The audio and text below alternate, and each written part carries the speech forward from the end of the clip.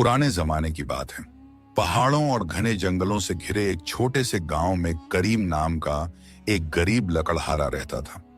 यह गांव कालाकोट की पहाड़ियों के दामन में बसा था, जहां सूरज की किरणें भी देर से पहुंचती थीं और शाम का अंधेरा वक्त से पहले ही डेरा जमा लेता था।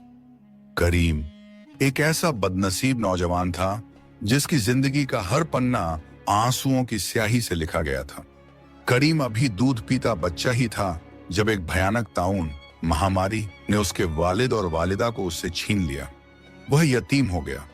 जिस उम्र में बच्चों को मां की लोरी और बाप का कंधा चाहिए होता है, उस उम्र में करीम को विरासत में मिली भूखमरी, तन्हाई और गांव वालों की नफरत।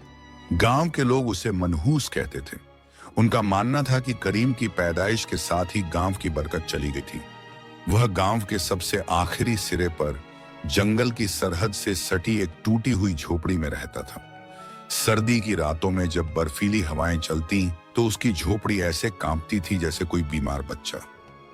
करीम का दिन सूरज निकलने से पहले शुरू होता और चांद निकलने के बाद जिंदगी में कभी पेट भर खाना नहीं खाया था, लेकिन उसके दिल में ईमान का वो उजाला था जो बड़े बड़े बादशाहों के महलों में भी नहीं होता।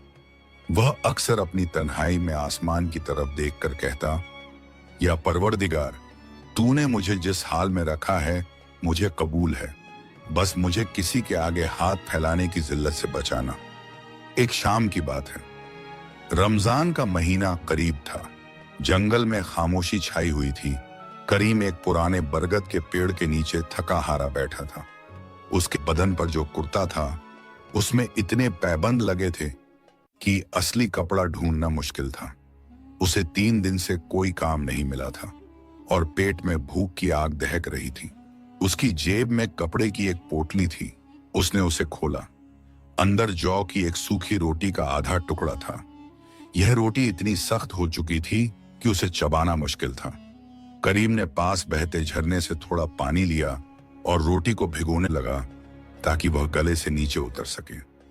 जैसे ही उसने बिस्मिल्लाह पढ़कर रोटी का पहला निवाला तोड़ा, उसे झाड़ियों के पीछे से एक अजीब सी आवाज आई।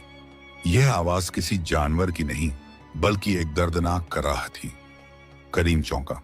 वह उठा और झाड़ियों की तरफ बढ़ा। वहां का मंजर देखकर उसका दिल पसीज गया। जमीन पर एक सफेद कबूतर पड़ा तड़प रहा था, लेकिन यह कोई मामूली कबूतर नहीं था। उसके पर चांदी की तरह चमक रहे थे और उसकी गर्दन के पास नीले रंग का एक अजीब सा निशान था। एक जहरीले सांप ने उसे डसने की कोशिश की थी, जिससे उसका एक पंख बुरी तरह जख्मी हो गया था और खून रिस रहा था। कबूतर की आंखों में बेबसी थी। वह उड़ने की कोशिश करता, लेकिन दर्द से फड़फड़ा कर गिर जाता। करीम को अपनी भूख याद न रही। उसे अपने वालिद की कही बात याद आ गई। बेटा करीम, अल्लाह की मखलूक पर रहम करना, आसमान वाला तुम पर रहम करेगा। करीम ने अपनी फटी हुई पगड़ी से एक टुकड़ा फाड़ा और उस कबूतर के जख्म पर पट्टी बांधी। फिर उसने अपनी वह आखिरी रोटी जो उसकी जिंदगी का सहारा थी, उसे अपने हाथों से मसला और कबूतर की चोंच के पास ले गया।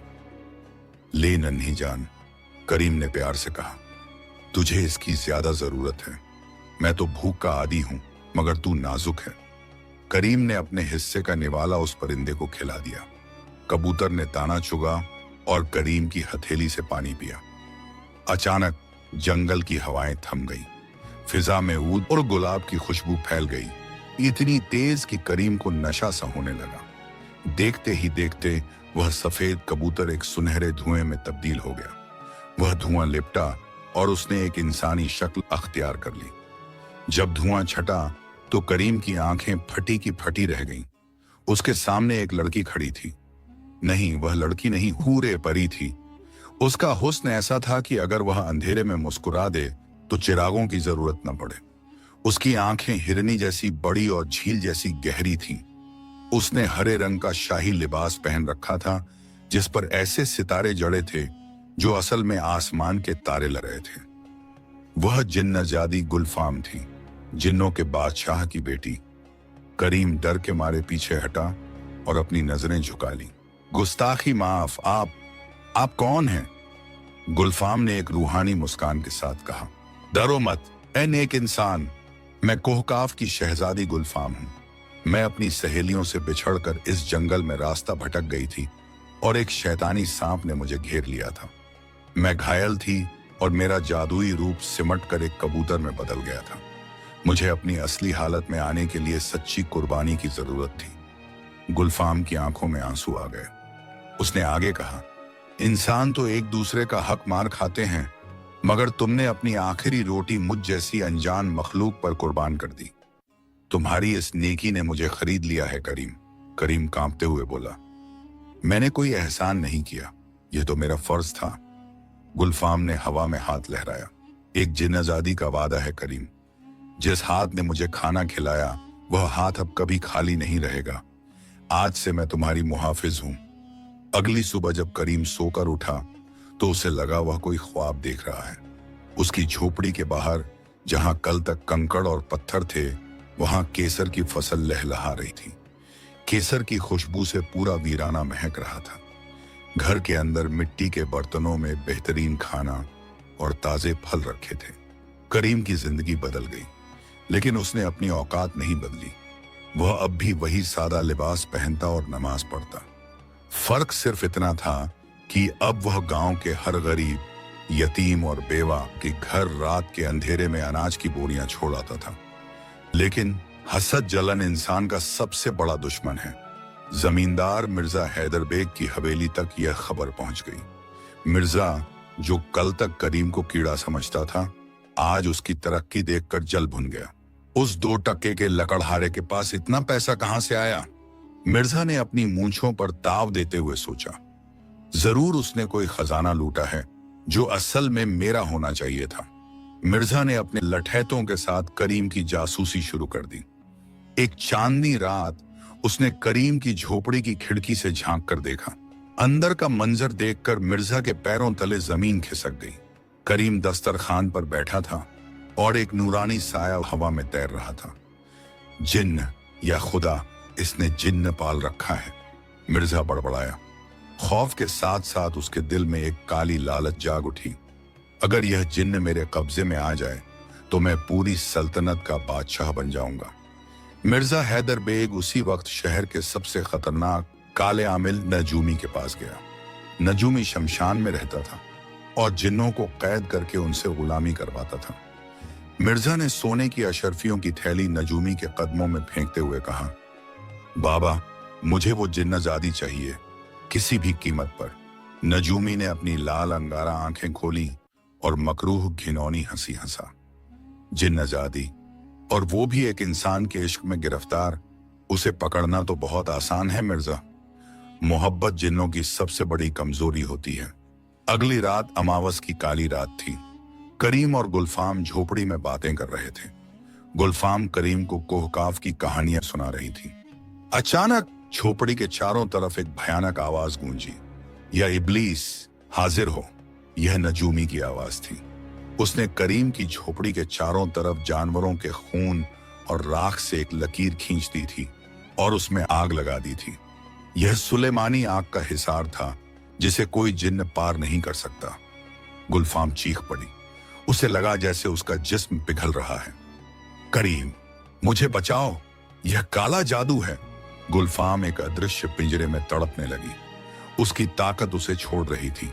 मिर्जा हैदर बेग और नजूमी दरवाजा तोड़कर अंदर आ गए। मिर्जा ने करीम को एक जोरदार लात मारी और उसे दीवार पर दे मारा। करीम का सर फट गया और खून बहने लगा। देख लकड़हारे, मिर्जा ने कहकहा लगाया, तेरी महबूबा अब मेरी दासी बनेगी और तू आज यहीं मरेगा। नजूमी अपने मंत्र पढ़ रहा था। गुलफाम का दम घुट रहा था।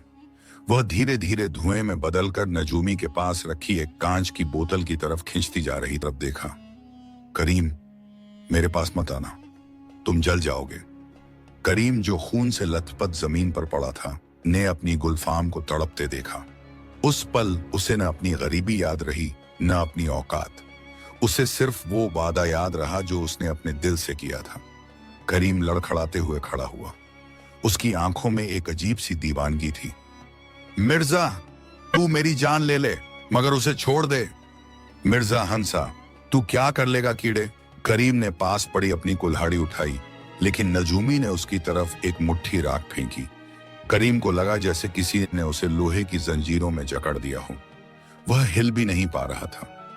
नजूमी ने हंसते हुए कहा, बस एक मंत्र और यह शहजादी बोतल में बंद। गुलफाम की चीखें अब धीमी हो रही थीं। वह लगभग बोतल में खिंच चुकी थी। करीम की बेबसी अपनी हद पार कर गई।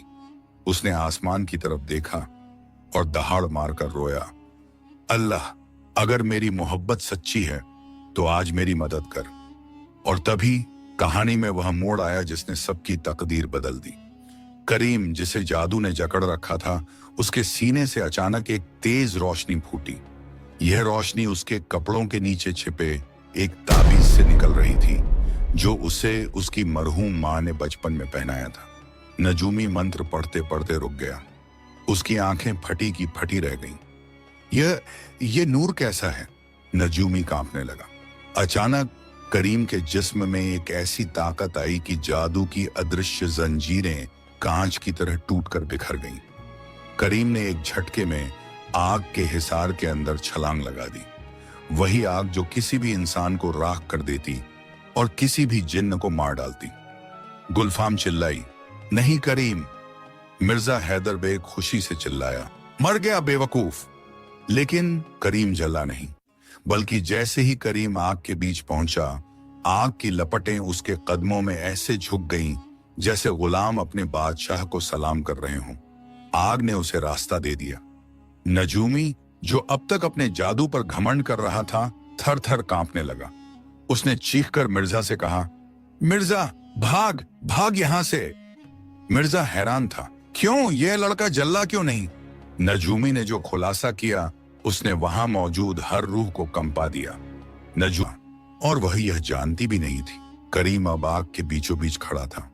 उसकी आंखें, जो हमेशा झुकी रहती थीं, अब अंगारों की तरह लाल हो चुकी थीं। उसके कंधे चौड़े हो गए थे और उसकी परछाई जमीन पर एक इंसान की नहीं, बल्कि एक विशालकाय साए की बन रही थी। करीम ने एक कदम नजूमी की तरफ बढ़ाया। उसकी आवाज में अब वो लकड़हारे वाली नरमी नहीं, बल्कि बादलों की गरज थी। तुमने मेरी खामोशी को मेरी कमजोरी समझा, अब मेरे कहर का सामना करो। जंगल में खामोशी का सीना चीरती हुई करीम की आवाज गूंजी थी। वह सहमा हुआ यतीम लद्द का नहीं था, बल्कि एक ऐसा तूफान था जिसे बरसों से जंजीरों में कैद रखा गया था। आमिल नजूमी ने अपनी जान बचाने के लिए अपनी झोली से मुट्ठी भर काली उड़द निकाली और करीम पर फेंकी। यह मंत्र मौत का पैगाम था, मगर जैसे ही वह दाने करीम के पास पहुंचे, वे हवा में ही जलकर राख हो गए। करीम ने सिर्फ अपना हाथ हवा में उठाया। जंगल के सूखे पत्तों ने बवंडर का रूप ले लिया। तुमने मेरी मां की याददाश्त को मेरे ही गले में ताबीज बनाकर कैद किया था ना? करीम की